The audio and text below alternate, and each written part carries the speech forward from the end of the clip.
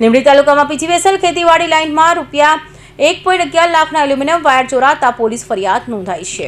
લીંબડી તાલુકામાં વીજ ચોરીની વધુ એક ઘટના સામે આવી છે। પીજીવીએસએલના લીંબડી ગ્રામ્ય પેટા વિભાગીય કચેરીમાં જુનિયર એન્જિનિયર તરીકે ફરજ બજાવતા હિરેનકુમાર કમલેશભાઈ પટેલ લીંબડી પોલીસ સ્ટેશનમાં અજાણ્યા શખ્સો વિરુદ્ધ વીજ લાઇનના વાયર ચોરી અંગે ફરિયાદ નોંધાવી છે। ફરિયાદ મુજબ મોટા ટીમલા ગામથી ધાધોસરા તરફ જતી દોલત પર ખેતીવાડી ફીડરની વીજ લાઇન 14 જુલાઈના રોજ સર્કિટ બ્રેકર ફાયર થવાને કારણે બંધ થઈ હતી। ત્યારબાદ 15 જુલાઈને સવારે મોટા ટીમલાના સરપંચ ભરતસિંહ દ્વારા વીજ લાઇનને તાર કપાઈ ગયાની જાણ કરવામાં આવી હતી।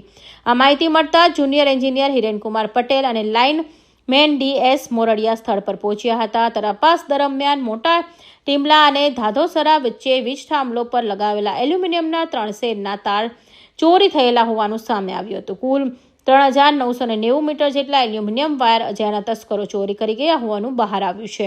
ચોરી થયેલા વાયરની અંદાજિત કિંમત ₹1,11,720 હોવાનું પીજીવીએસએલ દ્વારા જણાવ્યું છે। ઘટનાની જાણ ડેપ્યુટી એન્જિનિયર HM સુથરિયાને કરવામાં આવી હતી। વિભાગ દ્વારા આંતરિક સ્તરે તપાસ હાથ ધરવામાં આવી હતી, પરંતુ કોઈ ચોક્કસ માહિતી ન મળતા આખરે લીંબડી પોલીસ સ્ટેશનમાં ફરિયાદ નોંધવામાં આવી છે। કલ્પેશ વાઢેર, સુરેન્દ્રનગર।